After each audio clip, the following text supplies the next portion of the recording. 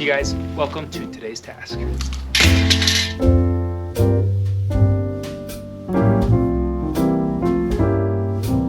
This here is a genuine, bona fide, real life Christmas tree that I cut down myself. Now, if you want to watch that video, I will link that in the description as well.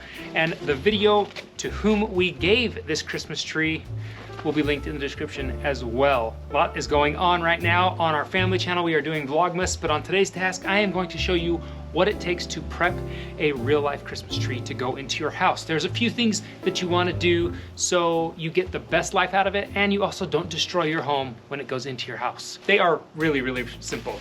First and foremost, measure your ceilings so you don't have a Clark Griswold moment. I love when my kids take my measuring tape.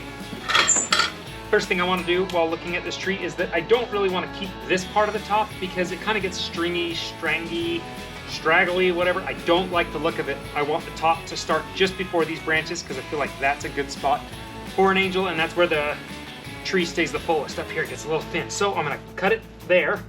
Now we're going to measure back. I'm going to come back to 6 feet because most likely it's a 7-foot ceiling.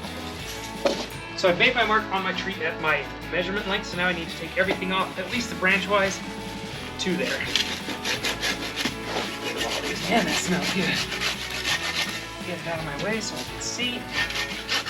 I don't know if you've ever gone out and cut your own Christmas tree. Maybe you bought it from like Home Depot or whatever, or any place.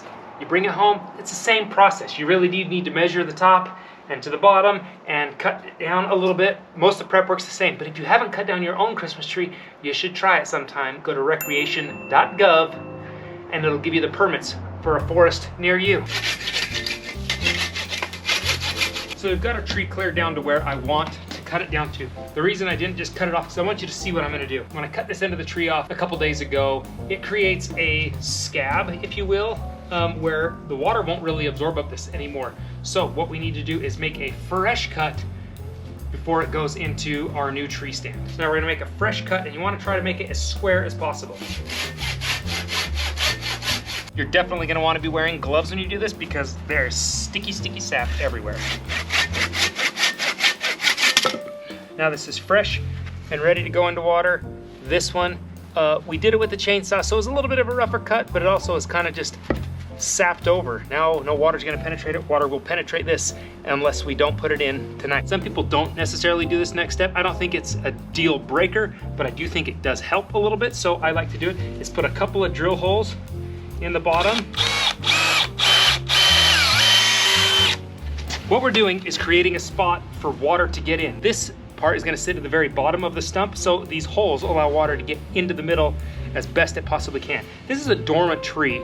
It's not growing right now, so you don't really need growing nutrients, but it does need water so it doesn't dry out. Now we are ready to assemble our stand, and since we are giving this one away, this is a brand new stand. Do keep in mind when you buy your stand, what size of trunk you're putting in.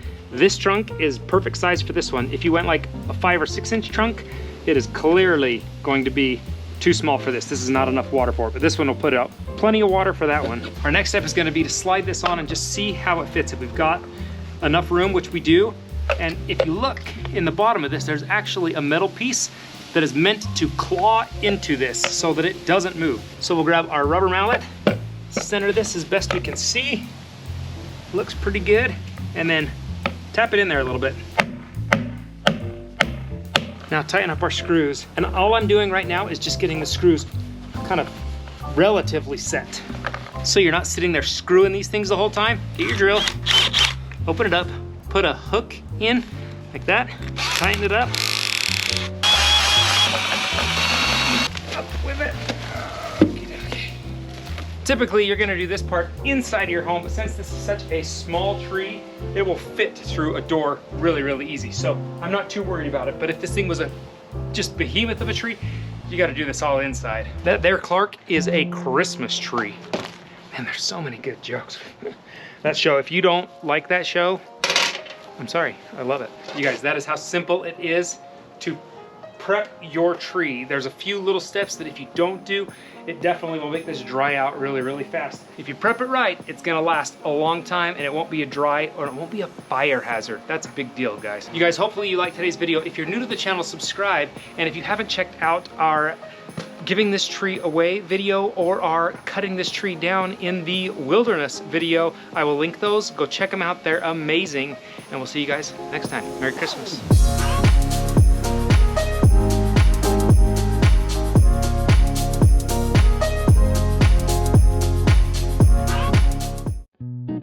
That we are gonna have a lot of traffic coming through. And the way this tree is, so I know one of the keys to making your tree actually survive. I've made my mark. One of the keys to keeping a tree lasting a long time on my tree, cutting a fresh, one of the keys to making your tree, what am I saying here? Fresh cut. When I cut this end of the tree off, about 3 days, realistically, we need to, I know I'm gonna make my measurement cut here. Good side on the bad side. She'll be pretty. She'll be cute. She'll be all right. Whew, my hands smell good. And believe me, you are definitely going to want. I'm of the, but I don't, some people may not like this. Some people may not, typically, oh,